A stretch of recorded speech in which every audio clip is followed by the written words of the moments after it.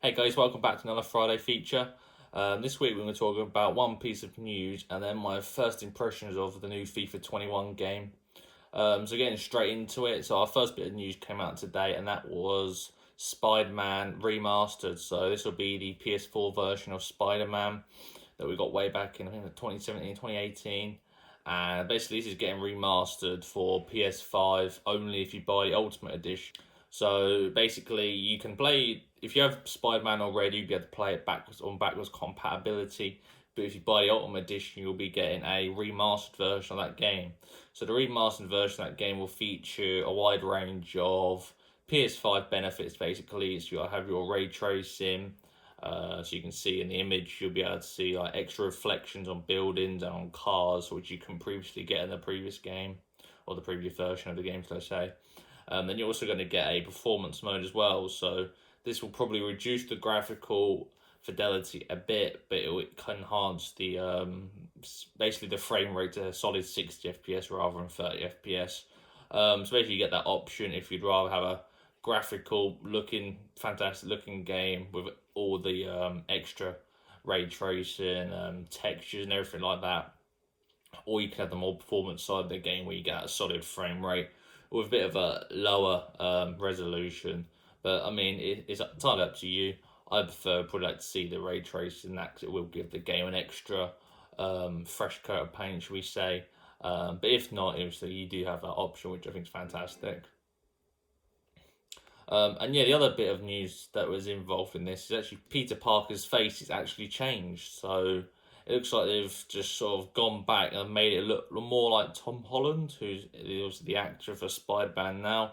I'm not sure if that was the reason, but there is a reason they have put out on Twitter, and I'll read it now. The creative director Insomniac Games posted a little message to all the fans of the game. It reads, "Today's news about the new Peter Parker face model has surprised some of you, and we at Insomniac Games totally understand your reaction. Heck, it even took me a while to get used to Peter's new look. But as we discussed the franchise's future and moving to the PS5, it quickly became apparent that delivering even more believable looking characters made finding a better facial match for actor Yuri Lowenthal, who we all love as Peter, a necessity. I cannot pronounce that word. We care as much about this character as your attachment to him. So please know we didn't make this decision change lightly. As we did throughout the development of Marvel's Spider-Man, we'll continue to read your comments, listen, and always be looking for ways to improve every facet of the game. At the same time, I hope you can trust us that the decision is what we feel is best for the future of the franchise and upcoming goals for this beloved Marvel character." So yeah, there you have it. Basically, they've changed it to sort of suit the game. It's quite a weird thing to do. Maybe they could just thought the face fit with the graphical side of it, like the enhancements of the ray tracing and everything. It's very strange. Maybe there's something behind the scenes they're not quite telling us, but yeah. So we'll have to get used to that. But I mean, you don't really see his face a lot of the time, because obviously he's in a costume. So I don't think I see that as being a massive problem. Moving on how to get this game. So the Ultimate Edition is actually quite hard to get. So I believe you'll be able to pre-order it nearer the time on the PlayStation Store. And it'll be obviously I've only seen the American or like the dollar version of it, which is $89.99. And I know the PS5 version in the UK will be about £51 I've seen on Amazon. So we're probably looking about £69 to £70, I'd say. Oh, £70. To be able to get this, get the Miles Morales and the remastered Spider-Man. So I've not actually seen a pre-order go live for any UK retailer as of yet. I don't know if that's a thing where it'll be only digital only, or they will bring it out to places like Game or Amazon. I have already pre-ordered my Miles Morales at Game, so it'll be interesting to see if I can upgrade to that version of the pre-order. Obviously, here's an image of the pre-order items you get. So if you get some extra skins here. So this is also for the remastered Spider-Man game, so you are getting an extra few things because saved data won't carry over, which is very unfortunate. But I mean, you really want to experience the whole game again with the new graphics and whatnot, and you also get free skill points and a new gadget, which will obviously change the gameplay a little bit. just give you a bit of a fresh feel to it. So that's really cool. They're just adding a few things. And then if you totally not played the game before, you get even more content packed in, loads of content that's already in the game, as well as the free DLCs, which will be remastered and everything, just like the main game, which is cool. So yeah, we'll have to wait and see when that pre-order goes live. It's obviously gonna be within the next month, because obviously we're very soon. And I think it's the 12th or the 13th. It actually goes live in America, the PS5 and Canada and that. Obviously, we have to wait an extra week longer, but we should know the details very soon, because we're approaching the launch of the PS5 as we speak. So yeah, moving on to my first impressions of FIFA 21. So this isn't going to be my actual review. I'll be doing that next week once I have the full release of the game, which is next Friday. So yeah, basically, so on EA Play, you get a 10-hour demo of the game, and you get all the modes, all the teams, everything that'll be packed into the actual game, but just on a shorter time frame of how long you can play it. So before I get into that, if you want to play FIFA 21 early, you can go to the PlayStation Store or the Xbox Store and download EA Play, which is free. So once you download that, you'll be able to pay for a free $99 month membership. So this is a membership you can cancel anytime you want. But I mean, use it for the full month, because there's a wide range of games like the new Need for Speed, or you can play like a 10-hour demo of Madden 21 or UFC 4. So you may as well just experience everything it has to offer within the month and then cancel at the end. But if you do get this, you actually do get a cheaper version of FIFA 21 if you want to pre-order it. So instead of it being $59.99, you'll get it at a reduced cost of $53.99. So in theory, not really losing any money by buying this, because you're getting the game cheaper if you want to go pre-order it. If you didn't, you basically get a free 10-hour demo, as well as all the other games on EA Play. So I mean, it's like a no-brainer really if you're going to purchase FIFA.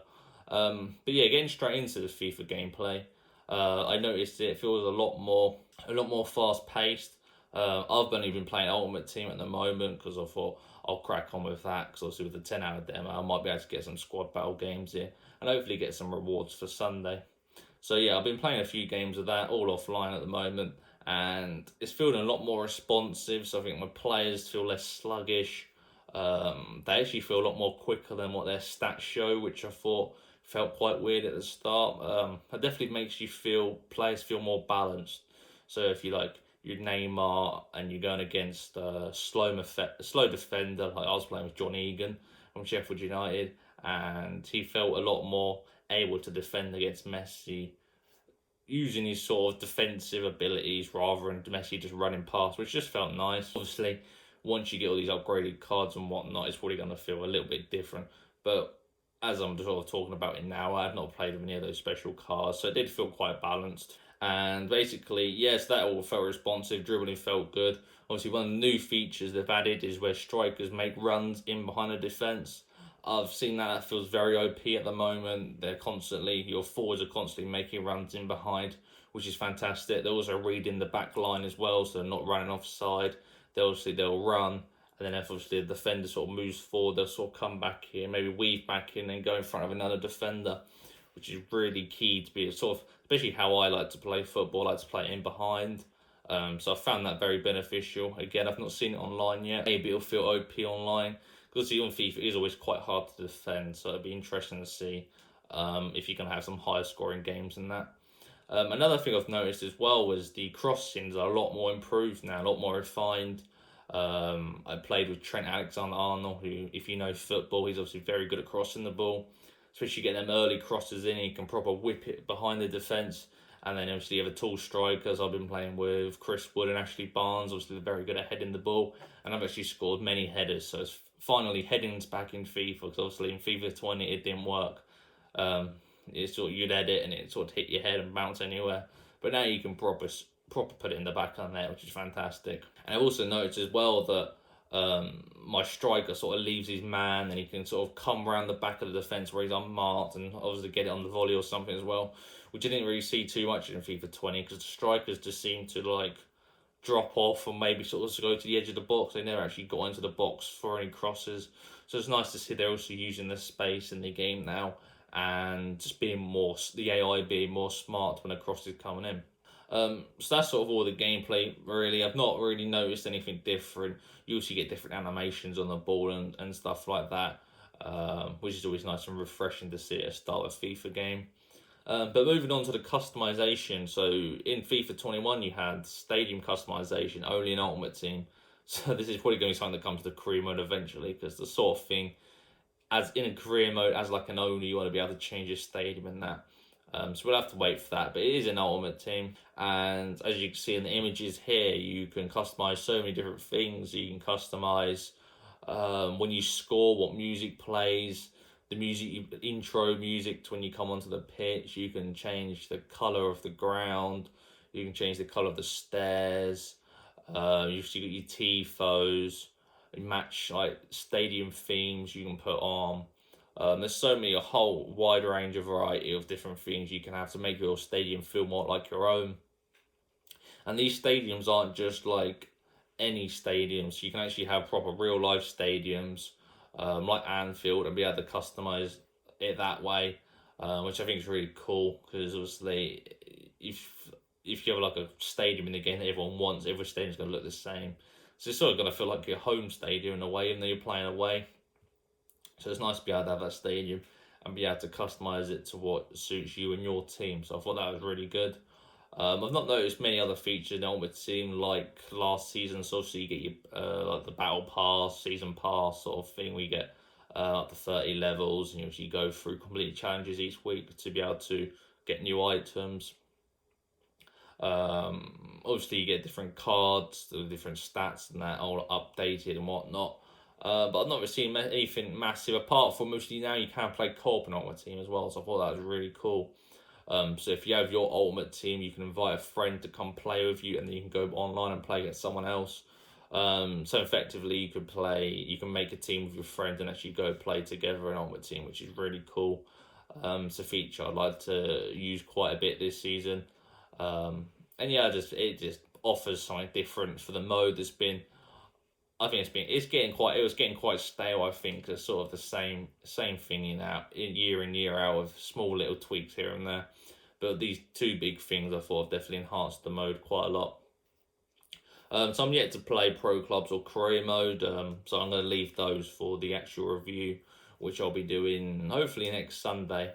So yeah, stay tuned for those. And moving on for the deals of the week. So the deals of the week are basically, the first one is what I mentioned of the EA Play. So if you $3.99 for the month, you get a whole wide range of different titles, EA titles like Mass Effect Andromeda, Dragon Age Inquisition, and then even on Xbox you get past EA titles that haven't been on PS4, Xbox One.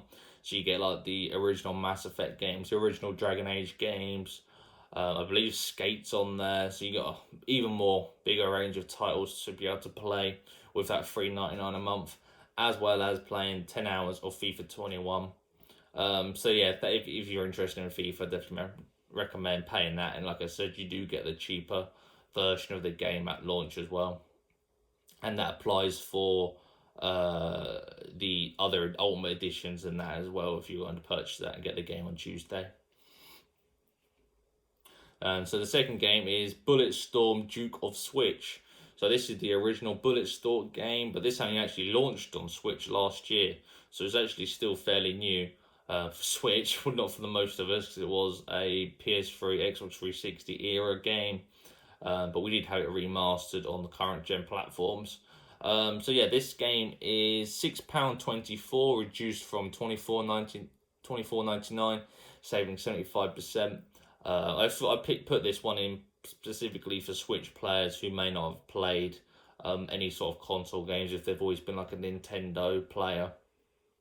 So I thought £6, that's pretty much a bargain for a game like this, because they're very fun, story-driven campaign.